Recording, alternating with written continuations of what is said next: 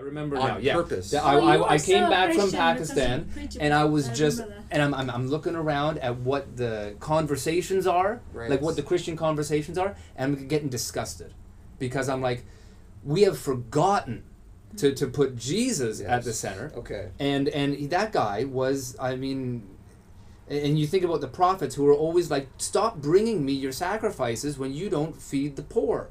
Or like out of Ezekiel, because Ezekiel's like, you people are just like Sodom and Gomorrah. And Sodom's sin was that it was rich and it was inhospitable and didn't feed the poor and the needy. That's all it says about the sin of Sodom in the Bible. And I was just, starting How to fascinating. read more of this, and I was just like, we've screwed this up. We have completely, as Christians, screwed up. At the time, if you had pressed me, I'm sure I'd been like, yes, regeneration of the heart, creation into a new person, right? But it's like, that's what not... What would you say now about that and the church? About the church's mission? Yes. It's interesting because I was just writing about this recently, because I'm like, I'm outside the church now, and it's like, do I have a right to turn at the church and tell her what to do?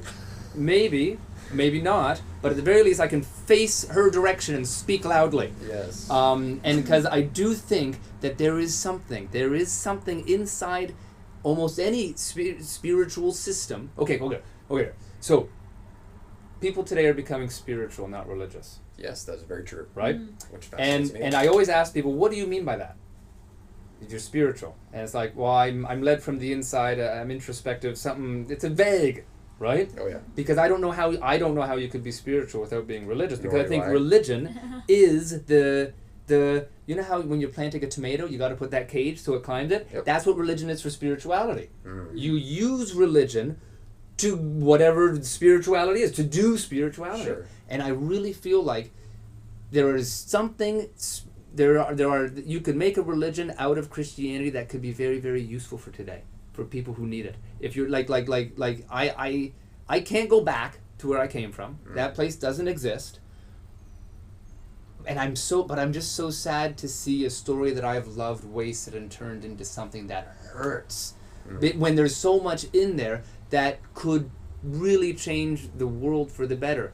If everyone just kind of took love without condition, world peace. Yeah. That's it. That would do it. Jesus said, "Love your neighbor as yourself." Right? If we all did that, that'd be dope. That would save everything. Right? That is true, love your neighbor as yourself. Right? Say it had But to we be don't. Now it's funny because like the rich young ruler comes up to Only. Jesus and he's like, "What must I do to be saved?" And Jesus is like, "Sell everything, give it to the poor, follow me." He seems to be smirking when he says it. The guy goes away sad. Why didn't Jesus say, "Believe in my sacrifice for the atonement of your sin, so that you can be regenerated"? Question. Jesus never evangelized. He just preached, "Live this. I'm living this special way of love. Live like me, even if it gets you killed." And the kingdom of God then is within your grasp. So that rhetoric, I still resonate with that. This fascinates because during my 4-year abyss, this is what I was holding on to probably the most out of my entire Christian past, was the fact that, and this also because I was pursuing mental health eventually, that I was like, Jesus is like the best social worker ever. Yeah. And same thing with the poor and with the sick and with the hungry, whatever. Like these He's are very really involved. important things. Yeah. And he just did them. Yeah. And he did them without, kind of like you're saying, without evangelizing, really. Ultimately. Really? Some might, you might be able to say, it was embedded in there. Like, if he's saying, "Come follow me," like, sure, this might be a clause. Yeah, and of or course, whatever, but all the Gospels are so different. John, he's way more of an evangelist, and Or Mark, he's just no a one liberal. comes to the Father through me. Yeah, stuff like that, which I like think that. is John. Yeah. Sure. And maybe that's the sermon at the end of the dinner or something like that. Yes. Whatever, but ultimately, you don't remember that as much about. I would think It's not the average thing person, he repeated. No, you remember generally speaking Jesus for being the one who ate and drank with sinners, or who fed people, Healed people. I've been thinking about those types, because I know some of those as well. Yeah. And of course, the instinct when I was a Christian was to be like exactly what you said. This is a man or a woman of God. This is somebody who really believes, who's really, and I'm not quite so sure I would paint the same description. I think I would more so now say this is who they naturally are to a degree. That might have been sort of honed in the direction of religion or amplified by it, sure. but I find it hard to believe that there's certain examples I'm thinking of, certain people who would stop being and that way. And a biblical example of that would be Saul/Paul. Yeah. This is somebody who apparently went from one extreme to the other, but he was the same person at both extremes. I never thought about that before, because first he's so zealous for his religion that he's condemning all the Christians. Then he's so zealous for Christianity that he's condemning all the non-Christians. That's interesting. Same person, different direction. And I'm finding that I'm being the same way, where I was passionate about certain fundamentals or certain philosophies behind practices. Yeah. And now I'm still that way, but it's a totally different direction for totally different reasons. Yeah. Totally different ambition with it. Yeah. But ultimately, I'm seeing that there is a natural person inside everyone. Yes. How much that gets squashed or amplified. Yeah. Depends on a bunch of things, but that's very interesting. Yeah, and that's a good distinction to make, because so whatever else, so it's like Christianity works really well for some people in some situations. Like any other, somebody posted on the internet something today that I thought was good. Religion isn't good and bad, but good things can happen. And what did she say? I'm mumbling, so we'll edit this part out later. But it was like, because if your father suddenly lost his faith and became a Hindu again, he'd still be that kind of Hindu.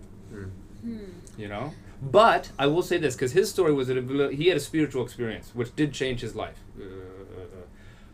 And I feel like that sort of experience worked for him, and it wouldn't have worked for everyone else. Yeah, maybe. I don't know. Because I feel like, so I see what you're saying, but I do also feel like, for example, when you stop being a Christian, the whole year where I personally went into this darkness, where I was just really like, how could this possibly happen? I struggle with it a lot, and we've talked about it like over and over again. A little bit.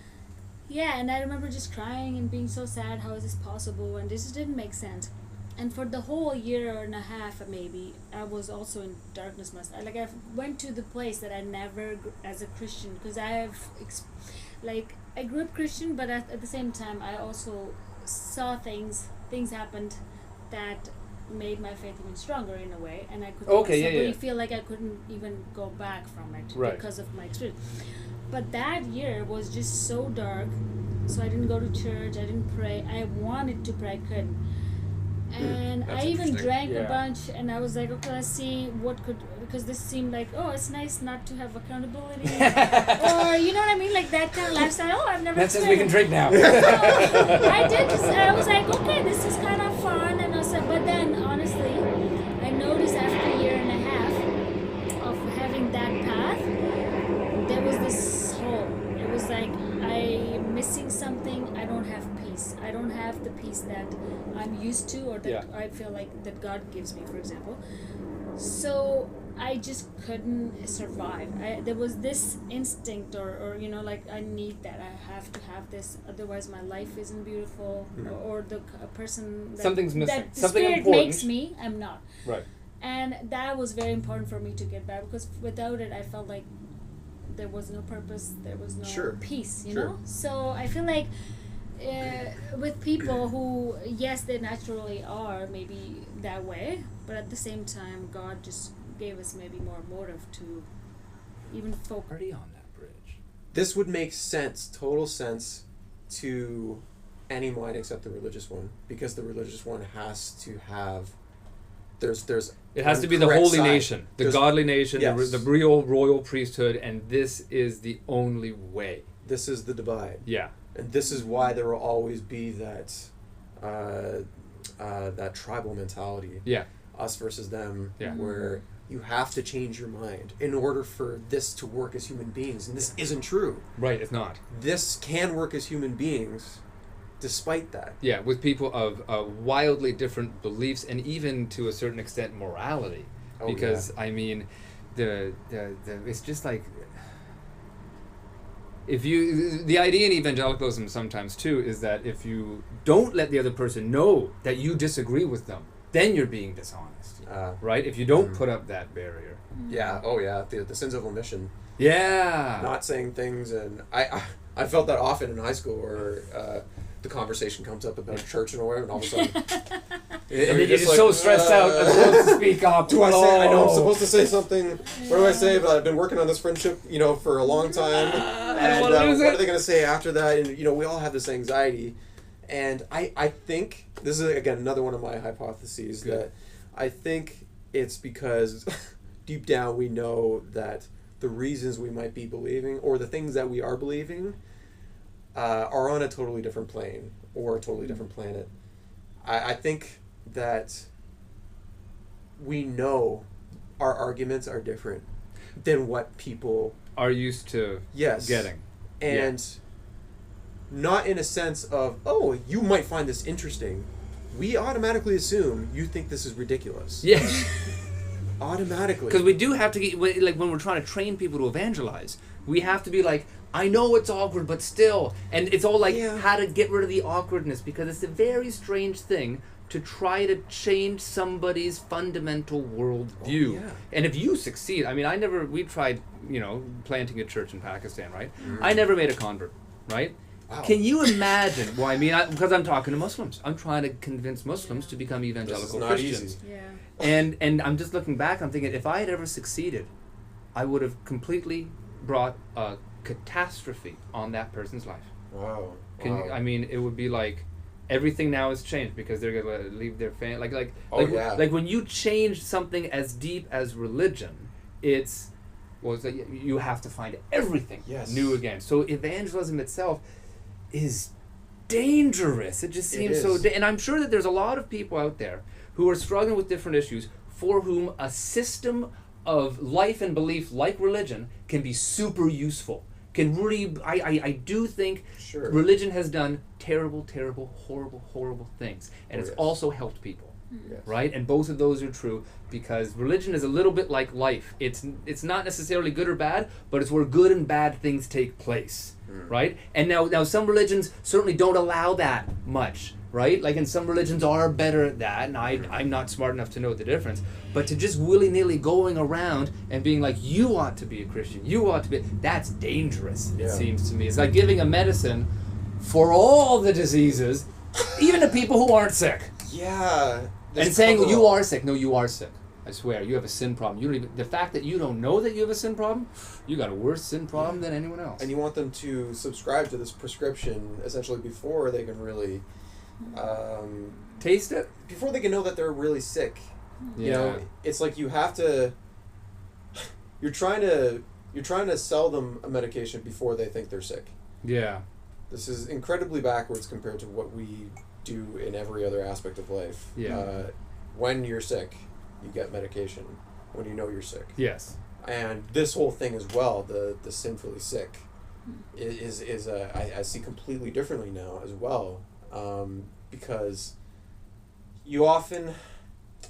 This blows my mind, because people who leave religion are often accused of leaving it for emotional reasons. Because they were hurt in some way. Yes. Yet this is a common reason why people join religion. Because they've been hurt. Because they've been hurt by the world, by their own emptiness, or their it's always some void that has to get filled. Yes. Yeah. And yet, when people leave because they have a void that isn't getting filled by religion, this apparently is a problem. And this baffles me. Yeah. People often, their testimonies, I mean, we've all given our testimonies. KLBC, we often gave them. We've given them at churches. I mean, you were missionaries. This is all you were doing, right? So we know why we believed. Yep. And we know, how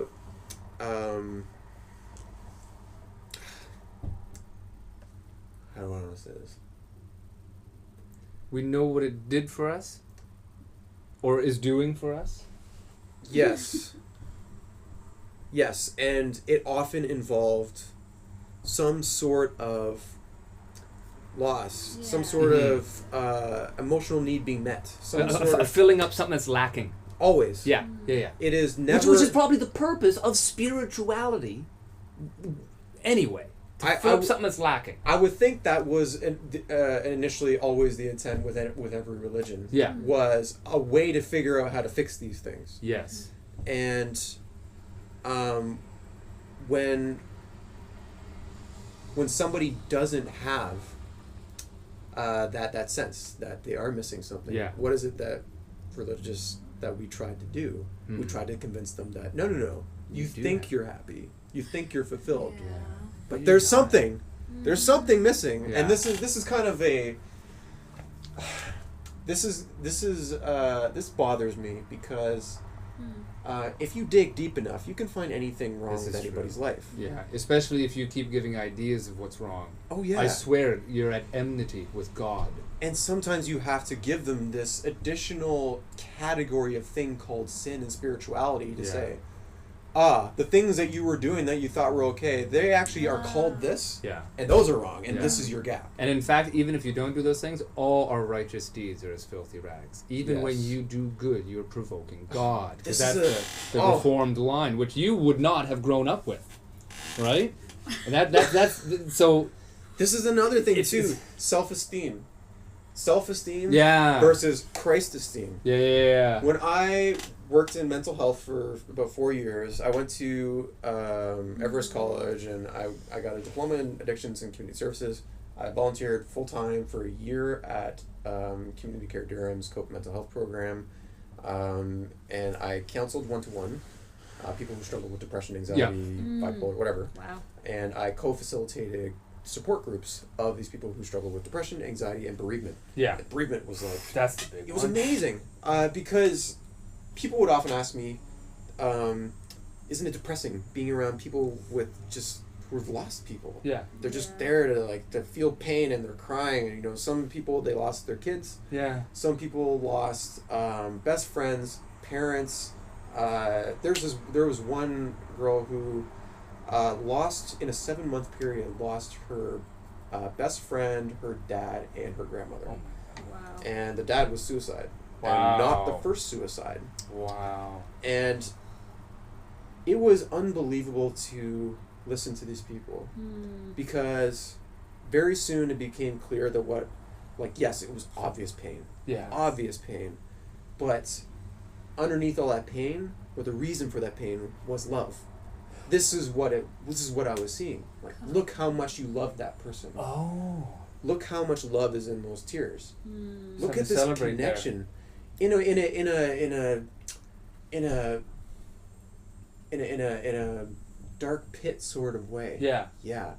And we talked about the grief journey, and the fact that you could sort of break down the way we feel and the way we go through loss and the way we come out of it as a science. That's useful. This suggested me to very, very strongly. This was after I stopped being a Christian. I was still I still had my God belief. Okay. But I was just in this netherworld. Yeah. And is this the abyss? This was the abyss. Okay. Yes, and this was kind of like the end of the abyss. Oh, okay. Even my program manager was helpful to me, and he was a Christian. Nice. But he knew how to separate the two. He knew, and this also spoke volumes to me. Yeah. If we are helping people without this book, the Bible, and I am seeing people change, why is it that we're going around saying that we are the only ones who have the cure through this book?